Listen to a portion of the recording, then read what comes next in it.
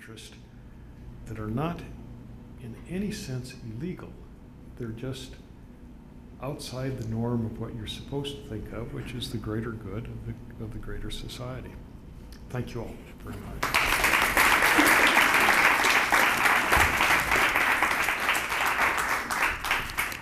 I do 24 hours a day. My question is more around the arts and humanities and the current national perspective, because we seem to be losing the importance of the arts and humanity to our business culture and the value to our societies, how to build. And I was just curious your perspectives on that, because I'm a fiscal conservative and I understand why they're so important, but some in the House and Senate now have seemed to have lost that. Well, the arts and humanities, one of the questions is it a priority? I mean, is it a luxury or is it a necessity for society or somewhere in between? And then how, if it's a necessity, how should it be supported? And there are some honest philosophical differences. There are also some that put this in the context of cultural wars. And the cultural war argumentation I find quite frail, because the implication is we want to war against ourselves and also war against our own culture and history. On the other hand, there can be a case that has to be respected that the great issues in America relate to, in terms of economics, to management of debt at the individual family level, county, state, federal. And so we're all working in a circumstance in which we have to be concerned for cost.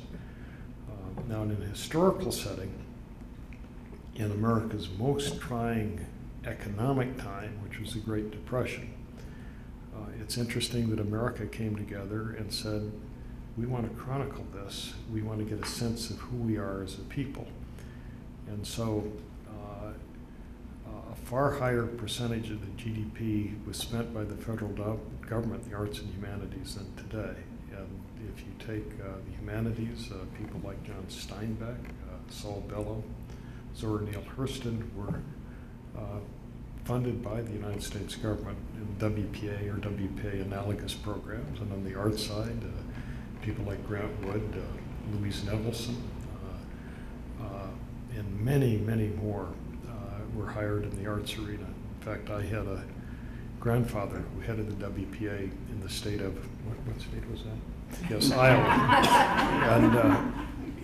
And family lore is the first person he hired was Grant Wood.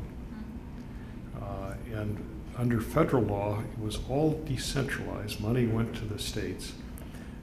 And then the states did have a requirement for the arts and humanities as a percentage of their budget. Great work was done. And the inspiration at the federal level, the leader was a man named Harry Hopkins, also a great Iowan, who was FDR's chief of staff, and probably the greatest chief of staff we've ever had.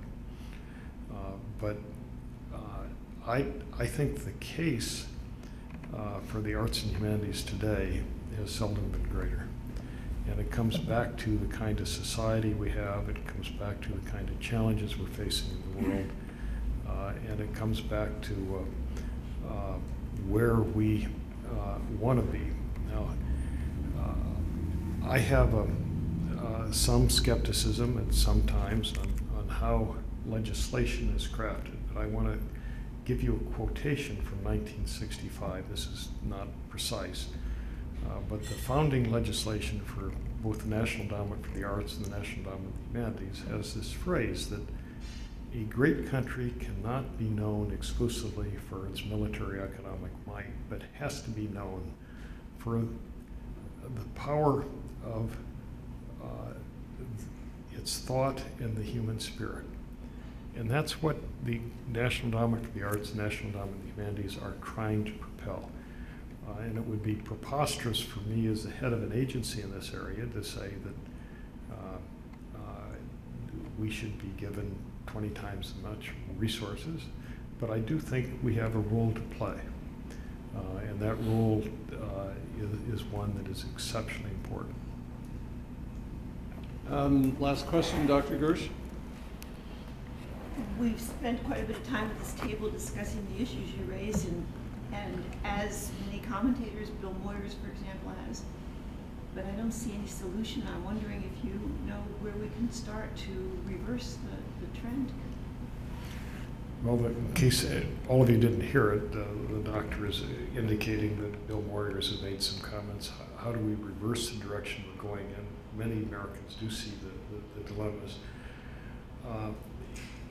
I'm afraid you're getting into areas that I've given long and lengthy commentary about, and so I don't want to do that. But I will say that if you go to the American politics, the American people can do something about it. I used to joke that because it's always presumptuous to tell people how to vote, but if you see a campaign and you look at it, give the benefit of the doubt to the person that's the least negative. Beyond that, if one looks at the nature of American politics, there are certain institutional things relating to redistricting reform, and California's made a nice step in this direction, but the real aspect that matters the most is participation, and the real weakness of the American political system is the paucity of participation in the primary side elections. And if you take, well, I don't want to get into this particular set of primaries, but unless we can broaden the base of the parties, the tendency is going to be for both parties to narrow. And I think if you take America and you think what the founders suggested was that every state would have different composition, different kinds of people, and that you want to have a legislature that has a whole lot of differentness and with all sorts of different groups represented. What has happened today is that the most underrepresented group of people at the national level, in the national legislature, your Congress, the underrepresented group by quantum measure is possibly the majoritarian American center, the middle of the Republican Party and the middle of the Democratic Party, with both of the parties being represented increasingly by people at the edges of the political system. And the only way you can deal with that, because of the way primaries are developed, is to have a larger primary participation. And this is a kind of a self-evident situation, but the answer is not so easy to come out of it. Thank you all very much.